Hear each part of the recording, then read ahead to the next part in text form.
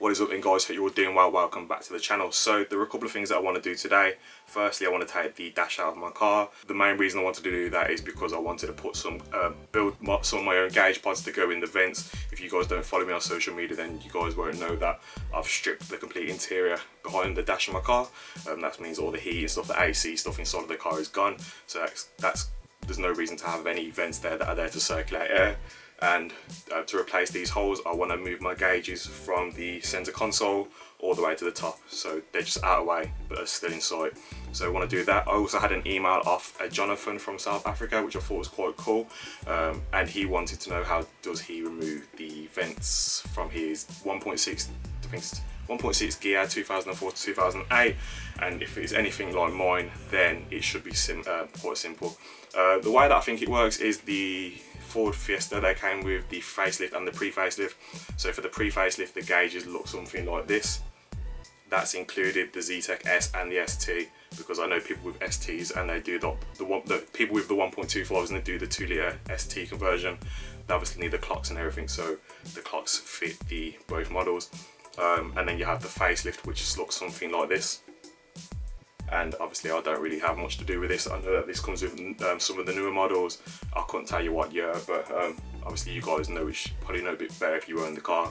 But yeah, let's do this. Alright then guys, so we're in the car now. As you can see, the dash is there. I am missing a couple of panels, like this is missing. That whole thing that goes around the top of there, the one that goes underneath there, the light, and I've actually got a gauge out at the moment. But it's quite simple. If it's a screw, you unscrew it. If it's a torque, you untorque it. I think the sizes are 8 mils, 10 mils, and I think it's T20 or T25 torque, and that is pretty much all you should need to get this out. It might be quite intimidating to do it on your own, but trust me, I've done it loads of my own myself, so it is possible. Like most things, it is probably easier with 2 people, but you can do it. Let's go. And over the times I've been taking my dash in and out, I've always been left with spare bolts, which I like to think of weight reduction. So for me to actually take this completely out, all I need to do is remove 4 10mm bolts.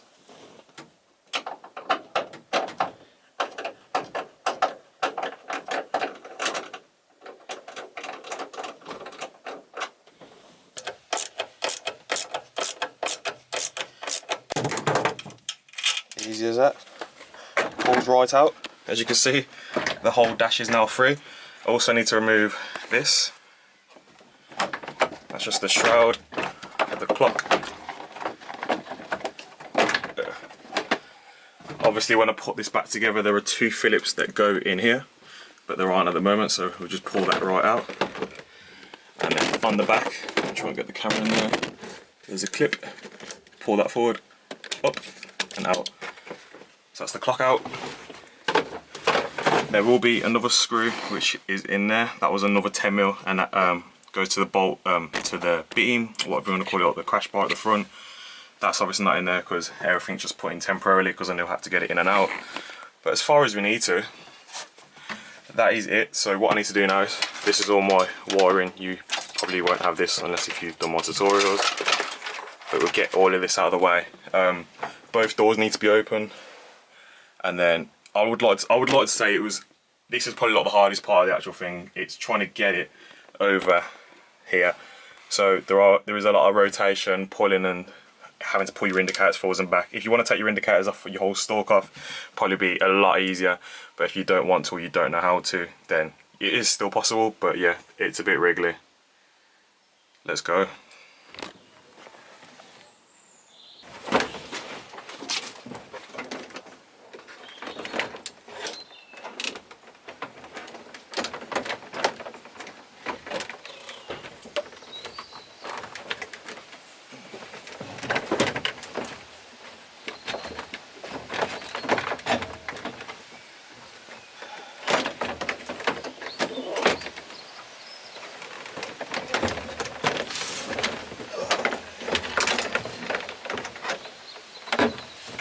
There you go, boys. You just gotta have a bit of faith. But yeah, let's go back in. Alright then guys, so we're back in my garage. We've got the dash out. As you can see, I've currently got all mine taken out anyway, because I did this all in preparation. But everything's been painted acid green, which is the way that I want it to go. And I don't know if you guys can see, but inside the actual dash, I sound really posh then. Inside the dash, to get to your actual gauge pods, it's not as simple. So for the facelift, the newer models, I am pretty sure you can just pry the actual unit out itself. Like, I mean, you can just pull the ring out itself, and if you want to paint it or put anything in it, then you can just do it like that. But for the pre-facelift, you do have to take your dash out, and inside there are 3 Phillip head screws for every single one of them, and all you have to do is unscrew those, and then you'll be able to pull them straight out, and then it leaves you with this. Obviously inside of this there was the whole thingy where you move it to direct the air, which I took out quite a while ago, but it leaves you with this, and this is what I'm going to be putting my new gauge pods in. Let's do it. Alright then guys, so for me to get this gauge into the gauge pod or vent, I'm going to need to create some sort of backing for it to go into in some sort of amount. So I was thinking about using steel, but then obviously removing weight from a car to put a lot more weight back in doesn't really make sense. So then I was thinking about aluminium, and then to get like 3 or 4 millimeter aluminium, it's quite expensive. So I had lying around a bit of aluminium composite, which is, I think it's probably about 1 mil aluminium with about 2 mil nylon in between. So it's very light, and I also know it's very strong because a lot of time attack drivers use stuff like this for their rear diffusers and for their splitters, so I don't think it's going to be much problem for a little gauge pod which shouldn't be going anywhere. But for me to do this, so the gauge here is a 52mm gauge. I think most gauges are this size, but obviously depending on you, or depend on what hole saw you're going to use. So here we have a 51mm hole saw. I'm going to use this as a start, and then obviously if I need to do a bit more boring out, then I'll just get the Dremel on it and just cut out a little bit more, which I quite prefer because I'd rather have to cut away than, because you can't really add back to aluminium composite, so it just gives me an opportunity to make sure that the fitment is very tight. And for the actual pod, on the inside, the diameter is 82mm, sorry, and I have an 83mm hole saw. So what I'm hoping to get from this is when I cut the aluminium composite out, it just gives me that extra mil where I can just wedge it in, tight, force it in, because it is quite malleable, so the aluminium will bend on the inside. So it's quite malleable. It would have like a proper flush fitment on the inside. So yeah, let's do this. Okay, then, so first things first, I'm going to get our hole saw, put it into the arbor, do it up, not too tight, and then put the locking pins in, and then put that into the drill.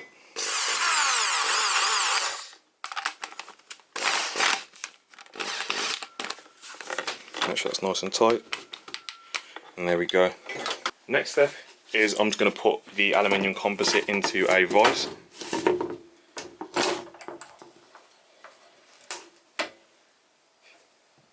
And then I'm just going to make myself a nice big hole. There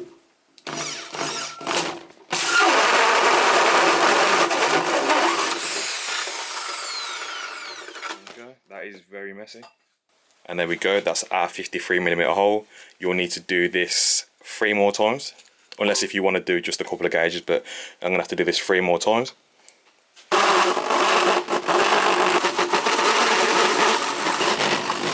So what I'm going to do now is I'm going to go from the 53mm, and I'm going to go from our 53 to our 51mm.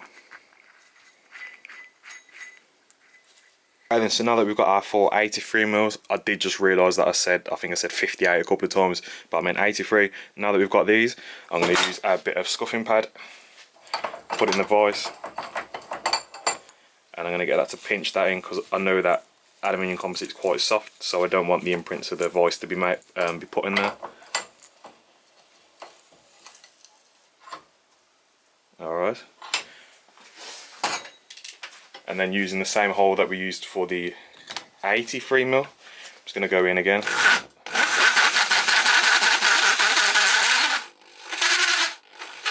And get a vise to hold the top. Vise, pliers.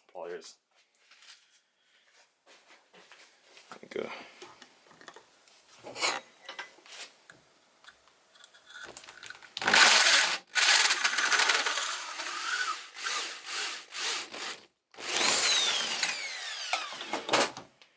And there we go.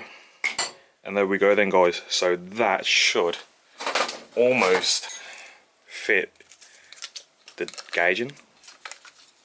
See, there is just a little bit more that needs to be cut away, and so yeah, I will do that in a second. Let's do the rest.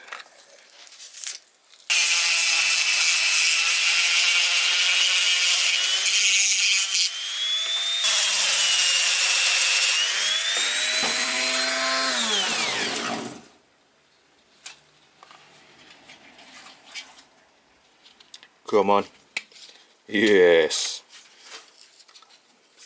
That is flush. Still got enough time to wiggle it with a bit of, there you go, a bit of strength. Look at the strength. But yeah, there we go. So that's one done. I'm not gonna lie, I'm not gonna do all 3 of them today because I do have plans. But I just wanted to give you guys an idea of how you can do it yourself. But I will try and give you a bit of editing magic to show you what it should look like all together. But yeah, look at that. So the next step now is I'm just going to clean everything up, and then I'm going to paint it all black, and then we'll get one in just to give you guys an idea of what it will look like. I might get some batteries and try and wire it up just so you can see what it will look like when it's all done. But I think I might save the actual revealing till another video, because I am going to have to create some sort of panel to hold the switches for my front heated windows and stuff like that. But yeah, well, I think that looks quite cool. That's what it should look like when it's all together. Yeah, get in.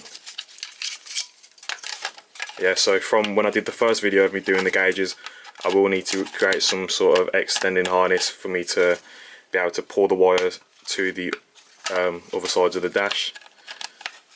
But I will sort that out at another time. But yeah, I think that looks sick. What do you guys think, man? Let's get it cleaned up and painted. Let's get the ring, push the gauge in. So you can see that it's not dry at all. You can see all my fingerprints around the outside, but yeah, I'm not too worried about that. I'll grab this, push that on. Very, very tight, which is what we like. And then this would be the time when you'd use the adhesive on the inside. But as I've just says, I'm not doing that just yet. Okay. And now we've got the thing that holds it into the dash. So we just push that in. Let's find out which way it goes.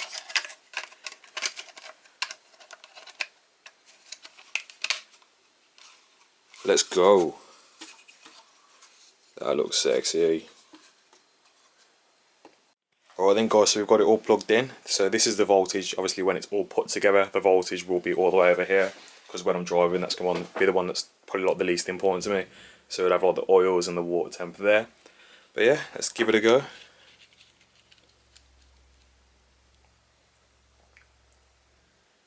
And imagine, as soon as I start the key and the ignition, all 3 of these other ones are going to light up as well. Let's see, like when everything is in there and working. See if my editing skills are still up to date. If not, that's probably going to look shocking. But yeah, I'm buzzing with this. It's going to look absolutely sick. Jeez. Alright then guys, that's the end of this video. I hope I helped you in any way, shape or form. If you want to see the stuff that I do behind the scenes, make sure you follow me on my Instagram. And if you want to see what I carry on doing with the rest of the dash, make sure you drop a subscribe and a like. And I'll see you in the next one. Peace.